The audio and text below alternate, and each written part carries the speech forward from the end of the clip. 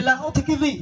Hy vọng rằng tất cả chúng ta sẽ hợp tác bằng cách hãy đăng ký cho mình những cái ca khúc ấn tượng nhất, những cái ca khúc mà mình tâm đắc nhất, những cái ca khúc mà mình yêu thích nhất, những cái ca khúc mà luôn luôn đồng hành cùng mình thưa quý vị trong cuộc sống hàng ngày.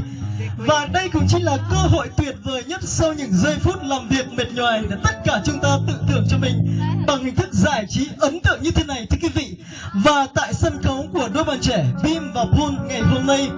đây cũng chính là sân khấu để tất cả chúng ta là con dân của Chúa, là bầy chiên của đồng cỏ Ngài, tất cả chúng ta sẽ cùng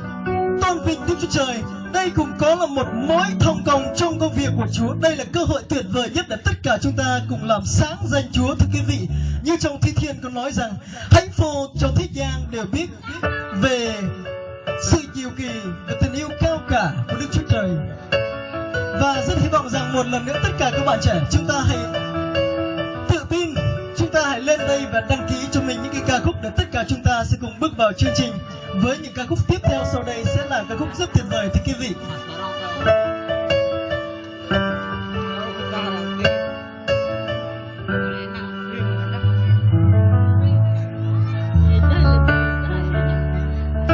Bên bà mình mang bên bên này bọc đề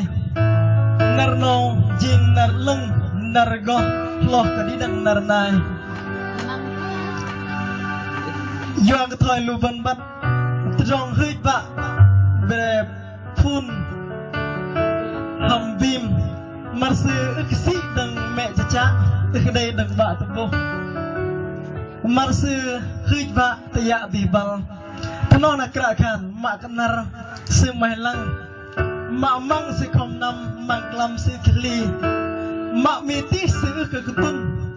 na cả sợ khăn chúng muốn ngồi bật ri rôm pra mà bật cờ cung pelung tập đây theo vây bầm cần ngay ngày là giang nô trọ căn nار bần hiôk chờ thật đại hầm bề sư bần man chờ bần man tròn ri bần tròn manu bần hiôk chờ thật đại hầm bề ruột đầm mà chi một nhóm nào nán nô cùng jing nar gít gal lo yuak lu bần chi mà lui bọc đây bần tập bực đại hầm tròn ri dalam narnau baik tadi dang nyong mi ma tuj na ya bok lu ban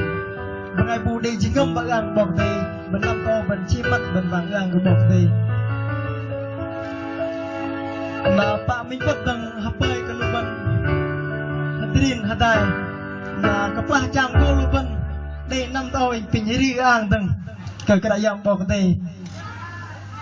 na hapai đang cái ri no kan vạ cái đây bằng ngày bu nằm to chi lang lệ na vẫn riêng từng xe đây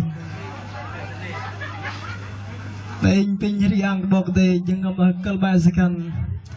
jeung mình bên này ada goin deh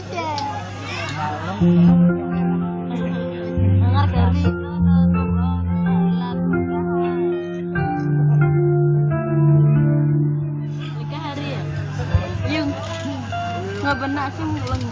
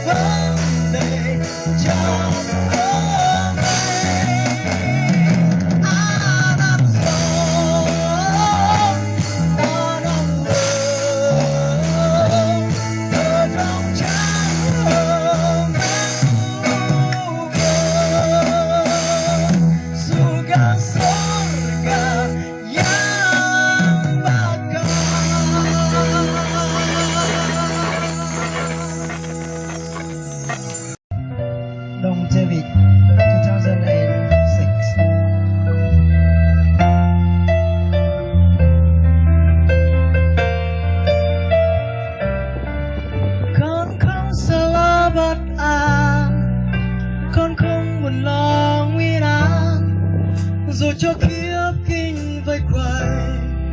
hoặc chồng gai luôn phu vây, cho mãi mãi hàng bên con hoài.